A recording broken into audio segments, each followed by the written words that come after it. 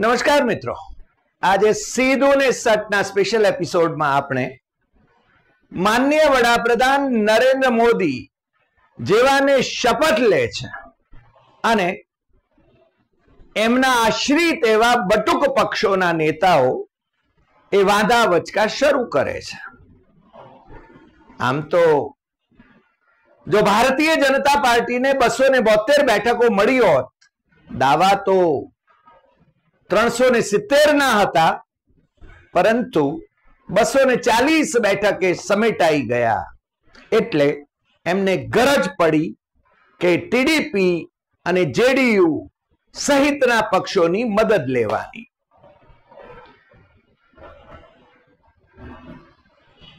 જ્યારે ગરજ પડે છે ત્યારે એમના આશ્રિત પક્ષો અને એ પાછા બટુક પક્ષો એ એમને ઘોડો કરવાની કોશિશ કરે છે અને એવા સંજોગો મહારાષ્ટ્રના 2 પક્ષોએ સર્જ્યા છે.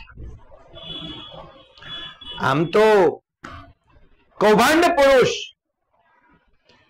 પ્રફુલ્લ પટેલ યુપીએની સરકારમાં હતા ત્યારના એમના વિમાન ખરીદી કૌભાંડ અને બીજા કૌભાંડોમાં એ સંડોવાયેલા હતા અને એમની સામે કેસીસ હતા. એમાંથી મુક્તિ મેળવવા માટે એમણે નરેન્દ્ર મોદી આગળ લોટાંગણ થવું પડ્યું અને એમને મોદીનો પારસમણી સ્પર્શી ગયો. કરોડોની એમની જપ્ત થયેલી મિલકત એ પાછી મળી અને તોય રૂઆબ તો જુઓ. એમને રાજ્ય કક્ષાના મંત્રી બનાવવાનું નરેન્દ્ર મોદીએ નક્કી કર્યું ત્યારે મગને પગ આવ્યા. પ્રફુલ્લ પટેલ કહે છે કે હું તો યુપીએ સરકારમાં કેબિનેટ મંત્રી રહ્યો છું અને મને રાજ્ય કક્ષાનો મંત્રી બનાવવામાં આવે તો એ મારું ડિમોશન છે. સ્વાભિમાનની વાતો કરે છે.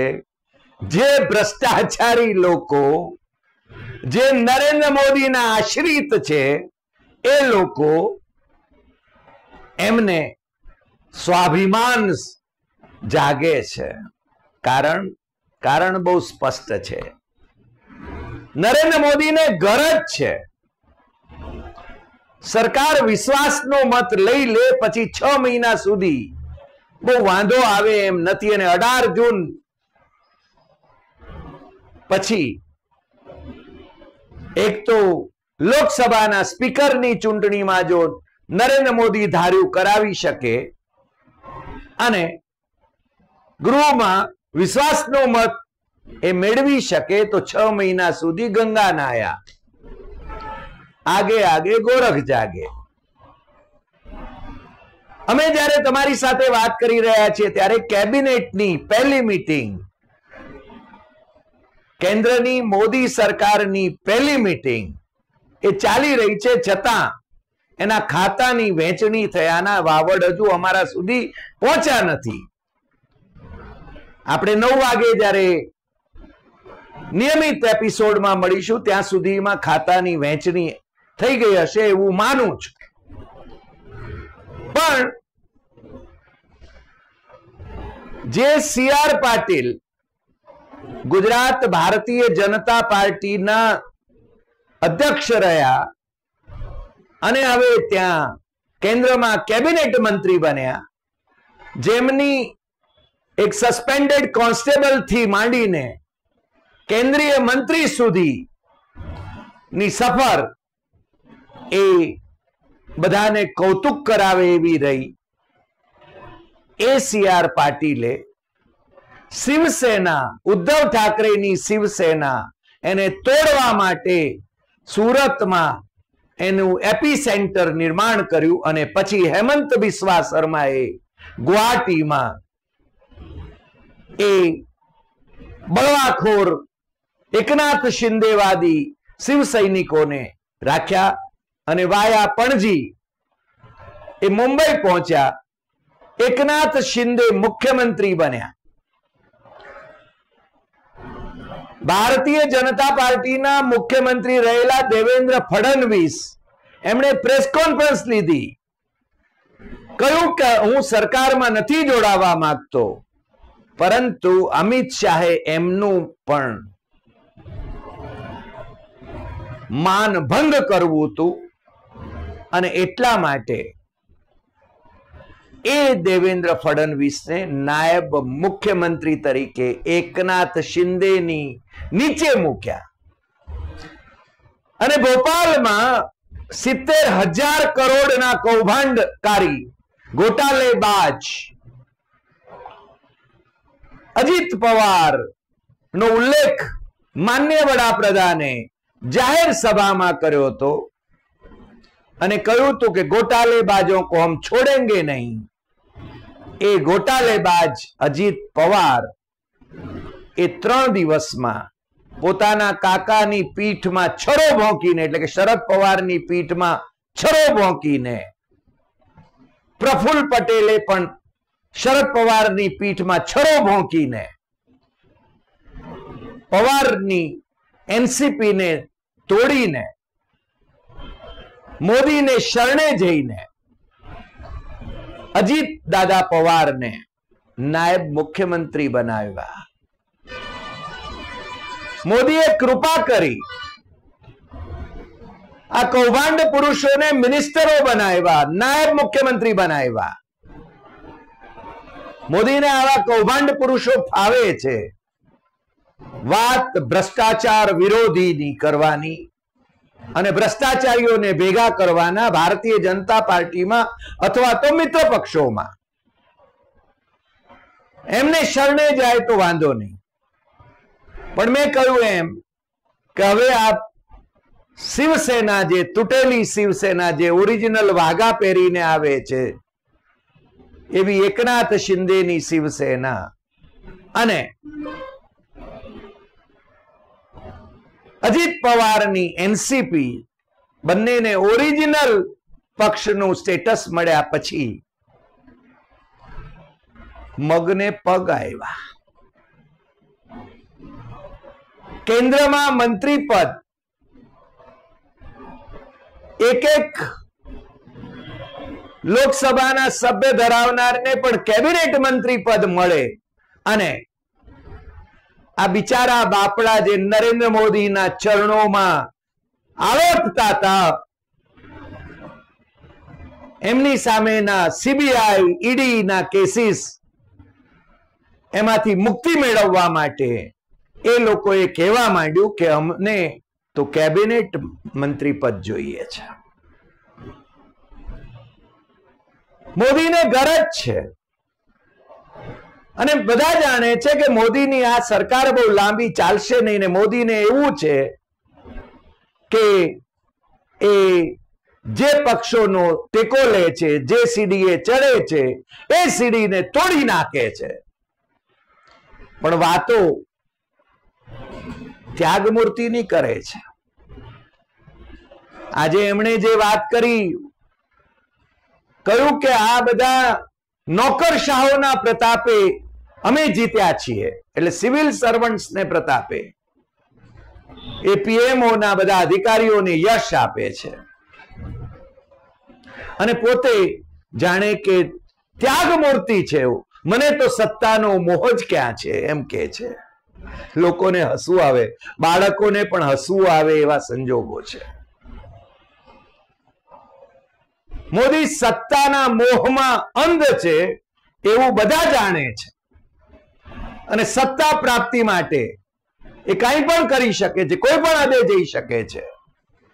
એમણે અનેક રાજ્યોની સરકારો, વિપક્ષની સરકારો તોડાવી નાખી છે, ગણી ગણાય નહીં એટલી। રાજનેતાઓને બ્લેકમેલ કરાવ્યા છે, ઈડી ને સીબીઆઈ અને એનઆઈએ અને ઇન્કમ ટેક્સ થી દબડાવ્યા છે અને પોતાની સાથે જોડ્યા છે। ગુજરાત મોડેલ નો અમલ રાષ્ટ્રીય કક્ષાએ એમણે કર્યો અને આજે ત્રીજી વખત એ વડાપ્રધાન બન્યા છે અને પહેલી કેબિનેટની મીટિંગ એ લઈ રહ્યા છે। પણ અમે જ્યારે તમારી સાથે વાત કરીએ છીએ ત્યાં સુધી એમણે ખાતાની વહેંચણી નથી કરી શક્યા નથી. વિવાદ ઘણા બધા છે. સ્પીકર પદ માટેનો તેલુગુ દેશમ પાર્ટીનો આગ્રહ એ હજુ ઉભો છે. સ્પીકર પદ આપવા માટે ભારતીય જનતા પાર્ટી તૈયાર નથી. જે મુખ્ય ખાતાઓ કહી શકાય, ગૃહ મંત્રાલય, નાણાં મંત્રાલય, વિદેશ મંત્રાલય, સંરક્ષણ મંત્રાલય, એ આપવા માટેની એમની ઈચ્છા નથી. અનિચ્છા એ કદાચ એ કોઈના ઉપર વારી જાય તો કહેવાય નહીં, પણ એમની આંખોમાં સાપોલિયા રમે છે કે ટીડીપી અને જેડીયુ ને તોડી નાખવાના ખેલ તો એ અગાઉ પણ કરી ચૂક્યા છે, અને આ જે અત્યારે ટેકો જેમનો મેળવ્યો છે એમને પણ તોડી નાખીને પોતે જ અને 272 ના આંકડે પહોંચી જાય ભારતીય જનતા પાર્ટીમાં સમાવીને પછી ગંગા નાયા. મોદી કહે છે કે મને તો સત્તાનો મોહ જ નથી. શું ત્યાગી પુરુષ છે! સત્તા કાજે એ કેદારનાથની ગુફામાં જઈને ભગવા વાઘા પહેરે છે.